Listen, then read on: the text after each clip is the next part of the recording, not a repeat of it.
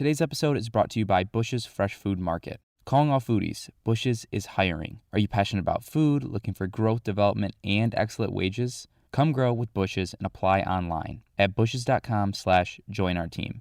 That's Bush's, BUSCHS.com/join our team. From the Detroit Free Press, I'm Kayla Cockrell with today's Free Press Voice Briefing. It's Friday, January 6th, 2023. For the Detroit Free Press, I'm Keith Matheny. A Michigan State University researcher has developed an unlikely ally in the effort to detect human cancers early: locusts. The large grasshoppers, usually associated with swarms and crop damage, have extremely keen senses of smell through their antennae. Dejabit Saha, an assistant professor of biomedical engineering at MSU, has done brain surgery on the locusts, installing small electrodes in the parts of their brain associated with smell. He then exposed their antennae to gases from cell cultures from different types of oral cancers and recorded the bug brain activity.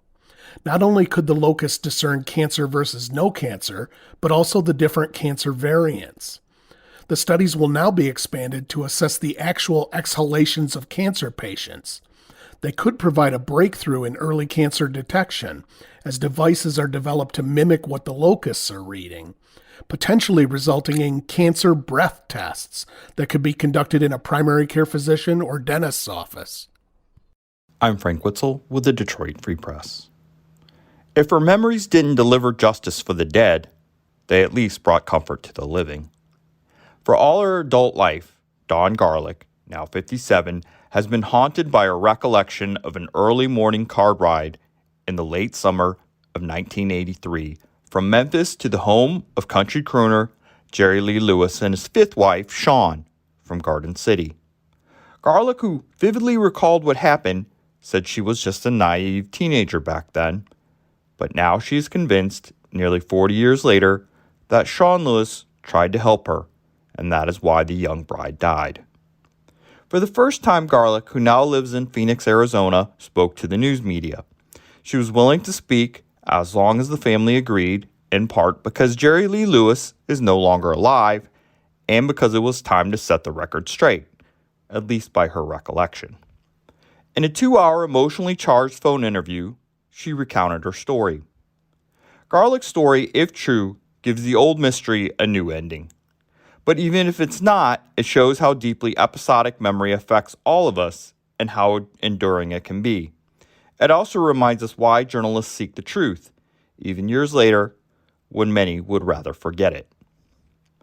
To Shawn Lewis's surviving relatives, who said they first heard Garlick's story when she told them about a year ago, the account is evidence that their loved one didn't accidentally or deliberately take her own life. I believe she knew. She knew that she had seen that happen there that I didn't know. She knew what was coming, Garlick said of Shawn Lewis. I believe she was my angel that night. I'm Kirkland Crawford with the Free Press Sports Department. The Free Press learned late Thursday night that Michigan football is expected to receive NCAA notice of allegations for violations committed in the football program, including a major violation by head coach Jim Harbaugh. The Free Press has learned that Harbaugh is accused of misleading NCAA investigators about the other violations, which are considered minor. They revolve around recruiting violations and coaching violations, whereas too many coaches were with players training during a period of time.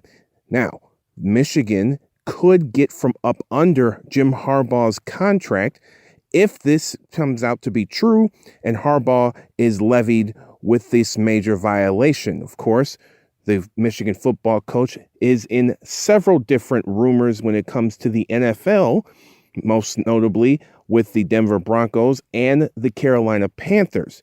There will be plenty of fallout from this report throughout the weekend and in the coming weeks and who knows months. Stick with us with Freep.com for the latest. For more stories from the Detroit Free Press, be sure to check out Freep.com. That's FREEP.com.